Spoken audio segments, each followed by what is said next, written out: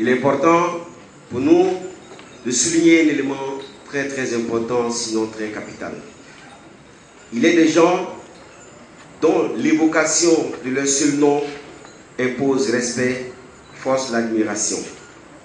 Il est de ces gens, lorsqu'on les rencontre pour une seule fois, on a l'impression que c'est une lumière qui est entrée dans notre vie pour nous illuminer, pour nous aider la capacité à affronter le destin. On doute de leur capacité à aller de l'avant.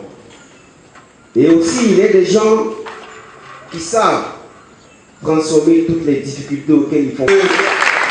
Sans force, sans modestie, ces mots qui viennent du cœur, l'expression de ces mots s'impose à moi dans cet exercice devant le micro. Il est arrivé au Burkina Faso en 2004.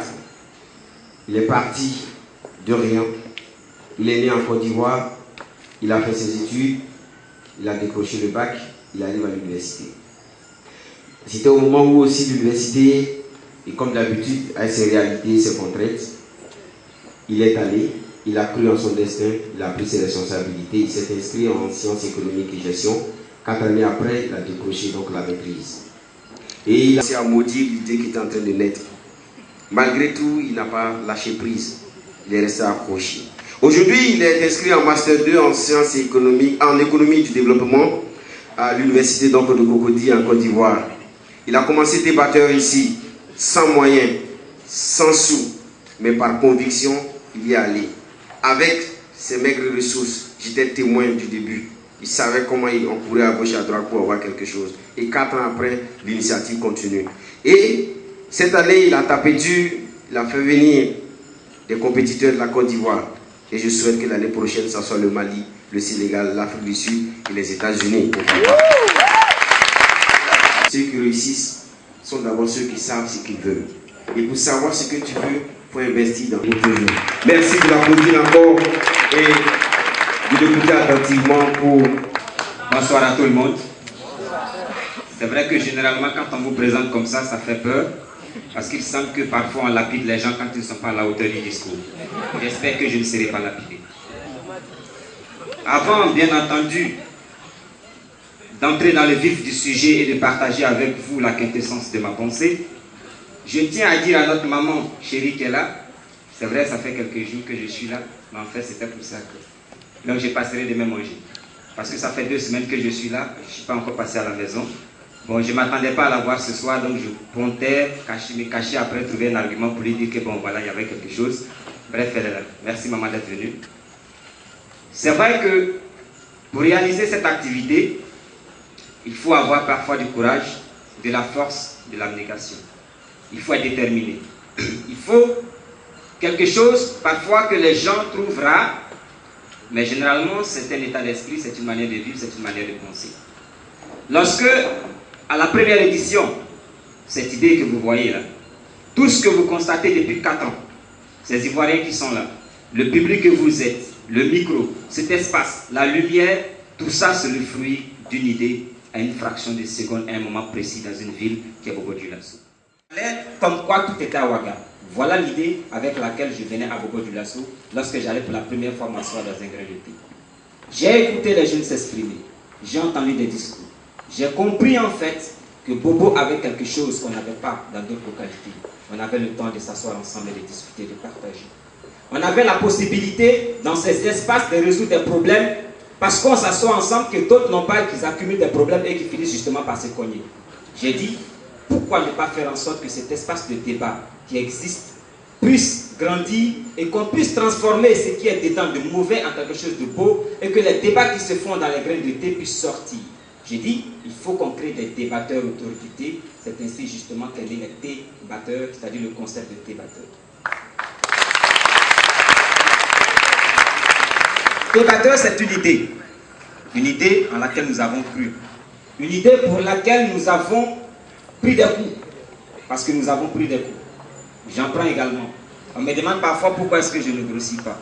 Je dis parce que tous les jours je reçois des coups.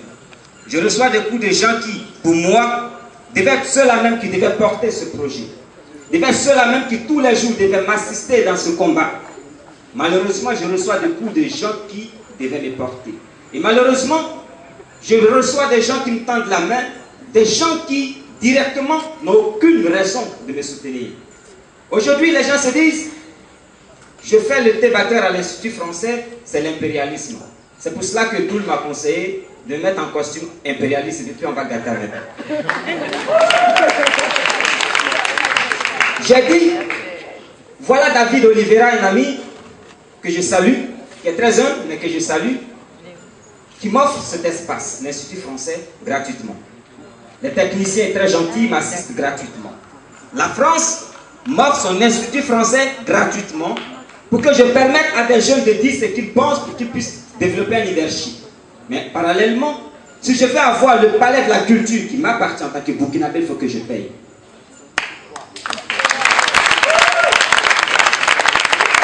Je me bats depuis la première édition pour avoir des fonds pour organiser ce projet. On me dit encore l'impérialisme parce que nous avons les États-Unis qui nous soutiennent. La France et les États-Unis, c'est mal barré. Mais passez dans les différents ministères, les différentes directions et voyez s'il n'y a pas une demande de soutien du débatteur parce que tout simplement nous avons déposé des dossiers.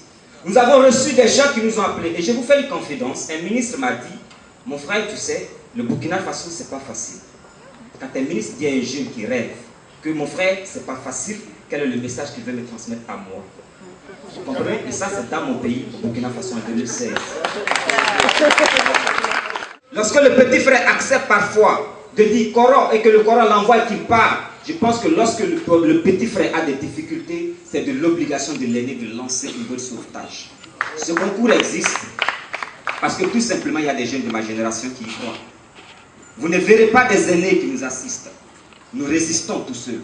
Et malgré toute cette résistance, malgré tout ce combat pour former cette élite, il y a encore des gens tapis dans l'ombre qui sont en train de faire en sorte que ce projet ne réussisse pas. D'où l'investissement de débatteur avance. Ma mort et ma volonté de ne pas continuer. Et comme ma volonté de ne pas continuer n'existera jamais, je pense que la seule chose, ce sera ma mort.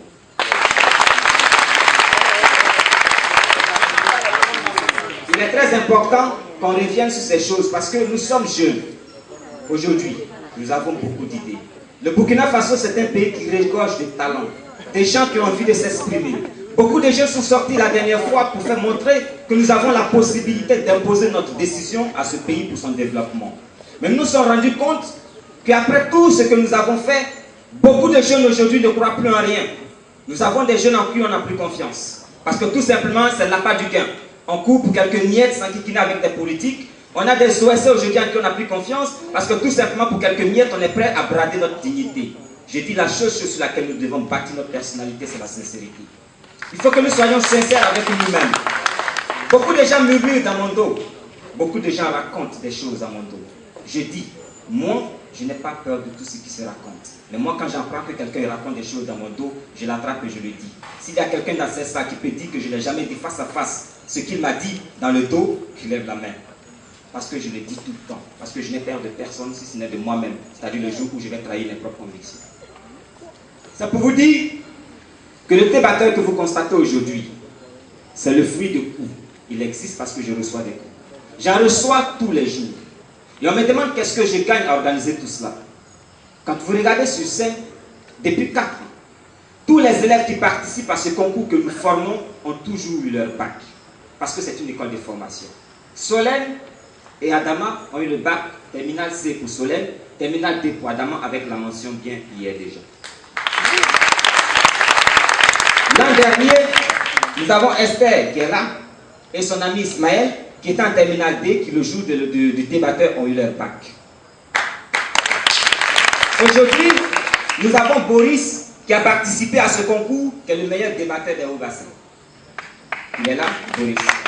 Nous avons également Léa Pema qui est avec nous, qui était le candidat qui s'est opposé à Boris, qui sont là aujourd'hui, qui est aujourd'hui le délégué de la cité, la plus grande cité de Ouaga, qui est aujourd'hui également animateur à Watt FM.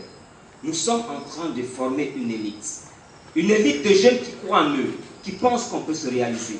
Mon message aujourd'hui à l'endroit de la jeunesse, parce que je dis que je n'ai plus de mots à dire aux aînés, parce qu'ils nous ont prouvé qu'on ne peut pas compter sur eux pour nous développer.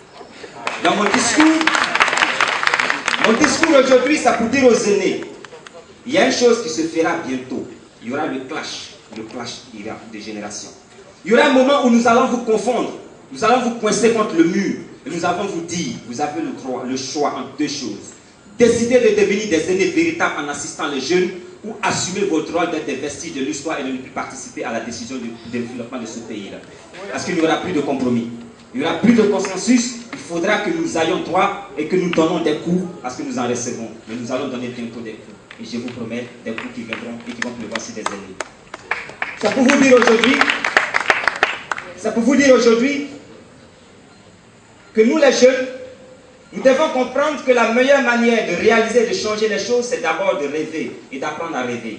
Du rêve à la réalité, c'est le mouvement. Il faut qu'on accepte de se mettre en mouvement. Il faut qu'on accepte de bouger. Il faut qu'on accepte de changer les choses. Celui dans cette salle, par exemple, qui est intelligent, mais qui n'a pas le courage de se mettre en mouvement, doit s'associer à quelqu'un qui a la force de se mettre en mouvement. Aujourd'hui, ce n'est pas pour rien que nous sommes des millions, des milliards sur Terre. Parce que si chacun d'entre nous peut compter sur son ami qui a la capacité que lui n'a pas, nous avons la possibilité de créer quelque chose qui peut transformer le monde.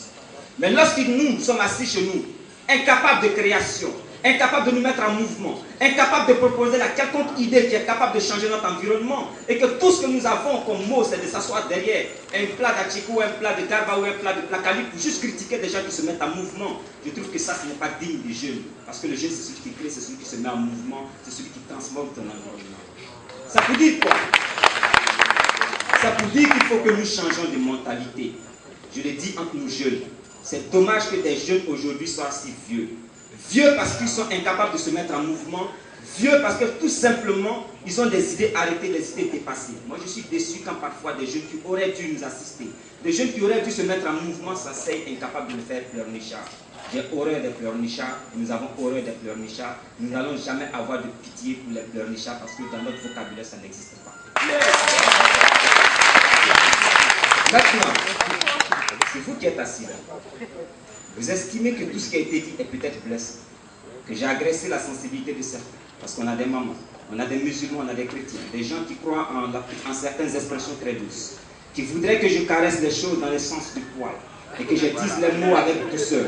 Je vous dirai simplement que la meilleure manière d'enculer quelqu'un sans qu'il l'écrit, excusez-moi de l'expression, parce que c'est dit, c'est de le faire avec la vaseline. Et c'est ce qui se passe généralement dans nos sociétés. Je vous avais dit très bien que je serais très dur, parce que je ne suis pas là pour faire dans la dentelle. Parce que c'est très important, c'est la 4e édition, et c'est l'édition de la stabilité, il faut qu'on prépare les choses pour l'avenir.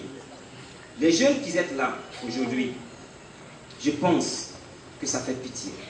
Ça fait pitié de constater qu'au lieu de vous lever et de vous associer entre vous, au lieu de porter un discours qui transforme, on préfère rester dans nos coins et à critiquer et à insulter. Il y a un autre élément qui touche et qui fait mal. C'est que nous sommes dans une société où on a fait le culte du mensonge. On a fait le culte de la facilité. Et parfois on me demande, tu gagnes quoi dans tout ça? Parce qu'à peine quand on finit, on peut offrir ne serait-ce qu'un seul poulet à maman. Souvent même on finit, on est assis, c'est maman qui m'a envoyé des mondes que je suis en train de manger en ce moment. On nous demande, qu'est-ce que vous gagnez? Comme si la vie ne se limitait qu'à gagner de l'argent. Et ça, c'est l'esprit de ceux qui n'ont pas encore compris que le temps qu'on met à vivre sans corps est plus long que le temps que nous mettons à vivre avec notre corps. Nous avons seulement un maximum 80 années à vivre. Mais il faut que par notre vie, on fasse en sorte que les 80 ans valent au moins 200 ans. Mais quand on n'a pas la possibilité de faire en sorte que nos 80 ans valent 200 ans, et que parfois pour certains 80 ans égale à moins de 10 ans ou 5 ans, je pense que c'est dommage. Donc pour conclure mon propos, parce que le jury est déjà là pour délibérer, je dirais simplement que le T-Backer est né pour permettre à l'émergence d'une certaine élite qui est capable de transformer. Le T-Backer est une idée qui veut impulser de la force, de la dynamique, qui veut donner la force à tout le monde. Et je remercie parmi tout ce magma d'aînés qui ne sont pas capables d'aider, le directeur David Oliveira, que nous allons rebaptiser Sanou, parce qu'il a su montrer qu'il a beaucoup plus cet esprit africain de partage que certains Africains ici qui ont un esprit de division et d'exclusion et d'individualisme très marqué. C'est pour dire, comme l'avait dit Thomas Sankara, au lieu de le citer à longueur de journée, apprenez à vivre comme Thomas Sankara. C'est la même manière de vivre libre et digne, et c'est la même manière de permettre à ce pays de se développer. Je vous remercie.